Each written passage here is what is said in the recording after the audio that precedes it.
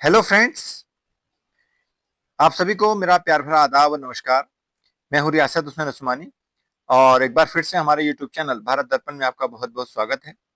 जैसा कि आप सभी जानते ही हैं कि हम जो है डेली जो इम्पोर्टेंट न्यूज होती हैं उन पर हम चर्चा करते हैं। तो आज है 26 मार्च 2026। तो आज की जो इम्पोर्टेंट न्यूज है उन पर जो है हम चर्चा करेंगे। तो आइए शुरू करते हैं। देखिए, सबसे पहले हम बात करेंगे यहाँ पर बाजार दर्पण की। अगर हम बाजार दर्पण की बात करें तो देखिए सेंसेक्स जो है थोड़ा सा जो है उसमें उछाल आया है और जो ये सेंसेक्स है 75,273 पॉइंट पर यानी क्लोज हुआ है। वहीं अगर हम बात करें निफ्टी की तो निफ्टी भी जो है थोड़ा सा उछाल होते हुए इसमें 23,306 पॉइंट पर जो है ये बंद हुआ।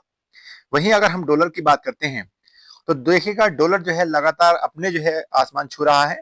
यानी कि हमारी जो रुपए की कीमत है वो लगातार लगातार गिर रही है और हमारा रुपया जो है गिरते गिरते आज बहुत सबसे ज्यादा आज तक का रिकॉर्ड है कि सबसे ज्यादा जो है रिकॉर्डेड जो है नीचे पहुंच चुका है और डॉलर की कीमत जो है वो 93 रुपए 96 पैसे हो गई है। और उधर देखें क्रूड ऑयल, तो क्रूड ऑयल में थोड़ा सा यहाँ पर नरमी आई है कल के मुकाबले में। तो यहाँ पर कल के मुकाबले में क्रूड ऑयल की वजह से भी है थोड़ा सा सेंसेक्स और जो है निफ्टी यहाँ पर थोड़ा सा उछाल देखा गया है। वहीं अगर हम बात करते हैं गोल्ड की तो गोल्ड जो है प्रति तोला 1,49,700 रुपए, जबकि जो है चांदी 2,41,250 रुपए पर पहुंच चुकी है ना। तो ये थी हमारी बाजार दर्पण की इंपॉर्टेंट न्यूज। तो नेक्स्ट देखते हैं पश्चिम एशिया महासंग्राम को लेकर के क्या इंपॉर्टेंट न्यूज है उस पर हम चर्चा करेंगे।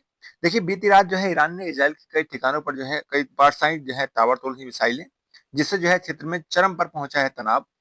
और वहीं अगर हम बात करें जवाब में भी जो है इजराइल ने भी कई राजनीतिक ठिकानों को जो है बनाया है निशाना।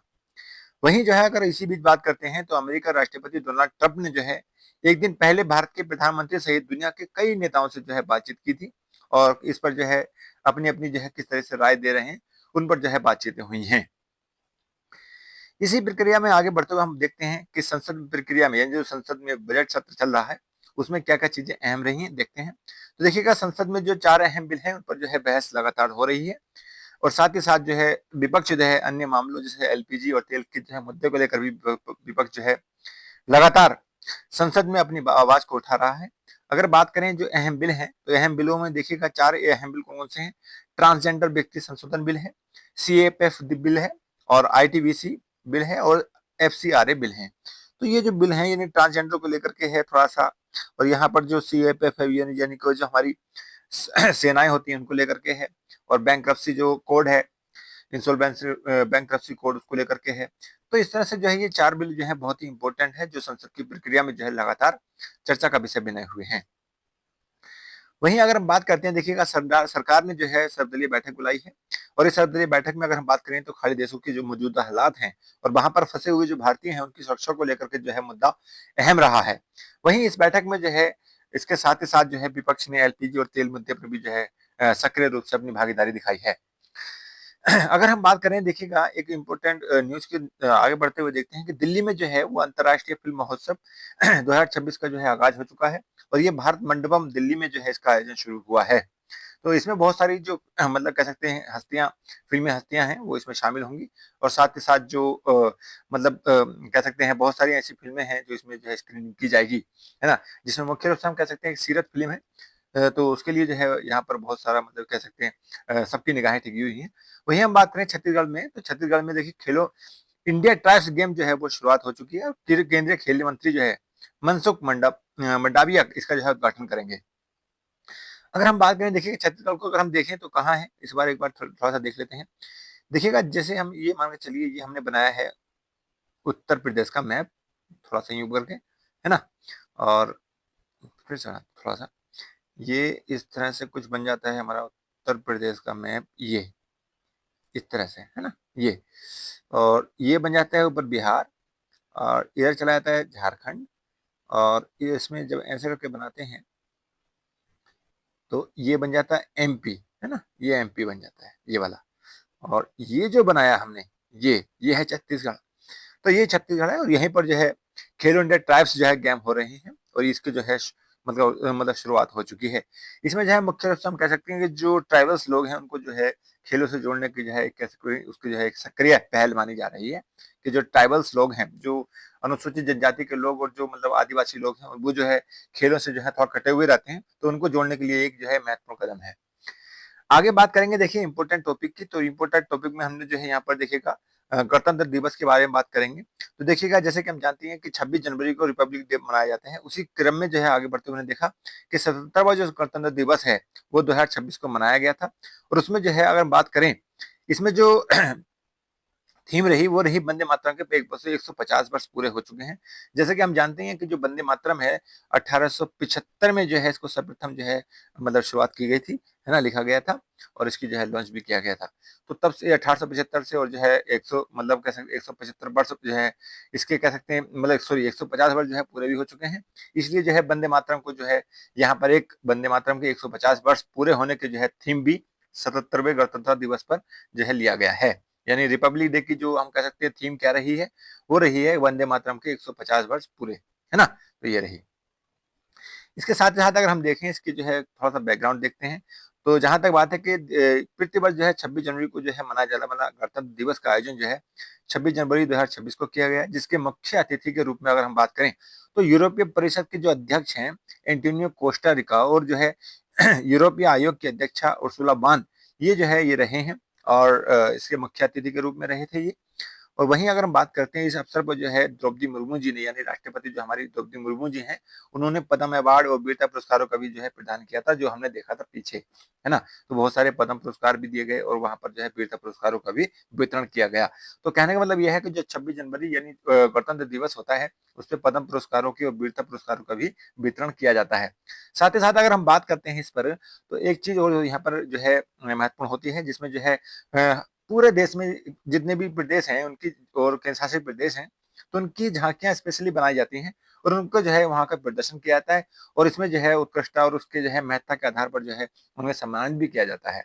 तो इस प्रकार अगर हम देखें तो इस प्रकार 2026 जो रिपब्लिक डे रहा, उसकी जो सबसे पहली यानी सबसे जो इम्पोर्टेंट बात रही कि इसमें जो प्रथम स्थान जो झाँकियाँ रही हैं, उसमें जो प्रथम स्थान प्राप्त करने वाली झाँकी रही है महाराष्ट्र की, जो कि गणेश उत्सव यानी गणेश चतुर्थी को जो गणेश उत्सव होता है, उसको लेकर के झाँकी बनाई गई थी और ये महाराष्ट्र की सबसे मतलब कह सकते हैं प्रसिद्ध रही और जिस प्रकार जो है ये पहला स्थान प्राप्त कर पाई।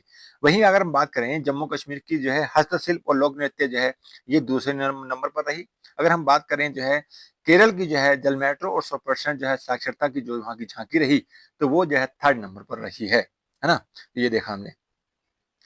इसके बाद थोड़ा-सा यहाँ पर तुलनात्मक चीज़ देख लेते हैं कंपैरेटिवली क्या होती है। देखिए एक होता है रिपब्लिक डे और एक होता है आपका जो स्वतंत्रता दिवस यानी इंडिपेंडेंस डे, तो दोनों में क्या अंतर होता है देख लेते हैं इसको एक बार। देखिए स्वतंत्रता दिवस जो है पर प्रधानमंत्री लाल किले पर जो है ध्वजारोहण करते हैं, ध्वजारोहण का मतलब होता है फ्लैग होस्टिंग, है ना? यानी स्वतंत्रता दिवस क्या करेंगे वो फ्लैग होस्टिंग करेंगे, यानी नीचे से झंडा ले आते हैं और ऊपर की ओर जो है ले आकर के वहां पर जो है उसका क्या करते हैं आरोहण करते हैं उसको, यानी नीचे से ले आएंगे और ऊपर को आरोहण मतलब चढ़ाया जाता है उस पर के और तब जाकर जो है उसको फैलाया जाता है ना, यानी उसको फहराया जाता है। और इसके बाद में और क्या करते हैं देखिए, यह ब्रिटिश शासन के पश्चात भारत के एक स्वतंत्र राष्ट्र के रूप में उभरने का प्रतीक है। यानी इसका क्या मतलब होता है स्वतंत्रता दिवस का? स्वतंत्रता दिवस का मतलब ये होता है कि अब जो है हमारे जो हिंदुस्तान के अंदर हमने जो है जो ब्रिटिश झंडा है उसको उतार दिया है और अपने नया झंडा अपने हिंदुस्तान का चढ़ा दिया है। तो ये इसका प्रतीक माना जाता है स्वतंत्रता दिवस का। वहीं अगर हम बात करें गणतंत्र दिवस की, तो गणतंत्र दिवस में क्या होता है? देखिए गणतंत्र दिवस में जो है पहले ही झंडा ऊपर बांधा जाता है और उसमें जो है फूल जो वगैरह लगाए जाते हैं और वहीं से जो है उसको मतलब क्या किया जाता है फहरा दिया जाता है। उसे कहते हैं फ्लैग अनफर्लिंग, है ना? फ्लैग अनफर्लिंग इसमें कहते हैं, है ना? तो ध्वज फहराव होता है और ये ध्वज आरोहण होता है। तो आरोहण मतलब ऊपर नीचे से ऊपर जाता है जब जाके उसका जो है फ्लैग होस्टिंग होती है, जबकि जो है फ्लैग जो अनफोल्डिंग है इसमें केवल झंडे को फहराया जाता है, इसमें से जो है नीचे से ऊपर उठाया नहीं जाता। तो इस तरह से जो है दोनों में ये अंतर होता है। इस अवसर पर भी यह विभिन्न प्रकार के सांस्कृतिक रक्षा प्रणाली जो है परेड तथा 21 तोपों की सलामी भी दी जाती है ना? तो इस प्रकार से ये कार्य किए जाते हैं यहाँ पर। अच्छा नेक्स्ट देखते हैं। इसमें जो है क्यों मनाया जाता है गणतंत्र दिवस, इसकी बैकग्राउंड है कि 26 जनवरी 1950 को भारत का संविधान जो है पूर्ण रूप से लागू हो गया था, जिसने जो है भारत को एक संप्रभु लोकतांत्रिक और गणतांत्रिक राज्य में जो है आधिकारिक रूप से परिवर्तन को मान्यता प्रदान की थी। इसी उपलक्ष्य में जो है 26 जनवरी 1950 से प्रतिवर्ष 26 जनवरी को जो है गणतंत्र दिवस यानी कि रिपब्लिक डे जो है के रूप में मनाया जाता है। तो ये हमने देखा। इसी अगर हम पृष्ठभूमि की बात करें तो देखिएगा 26 जनवरी को क्यों मनाया जाता है, तो इसमें थोड़ी-सी हम पृष्ठभूमि बैकग्राउंड को देख लेते हैं, आखिर क्यों ऐसा होता है। तो देखिएगा आईएनसी का जो अधिवेशन यानी इंडियन नेशनल कांग्रेस का जो लाहौर अधिवेशन रहा 1929 का, तो पंडित जवाहरलाल नेहरू के जो है नेतृत्व में पूर्ण स्वराज का जो है वहाँ पर प्रस्ताव रखा पारित किया गया था और जिसकी जो है सार्वजनिक घोषणा 26 जनवरी 1930 को की गई थी और सभी भारतीयों से इस दिन को जो है स्वतंत्रता दिवस के रूप में मनाने का आग्रह भी किया गया था।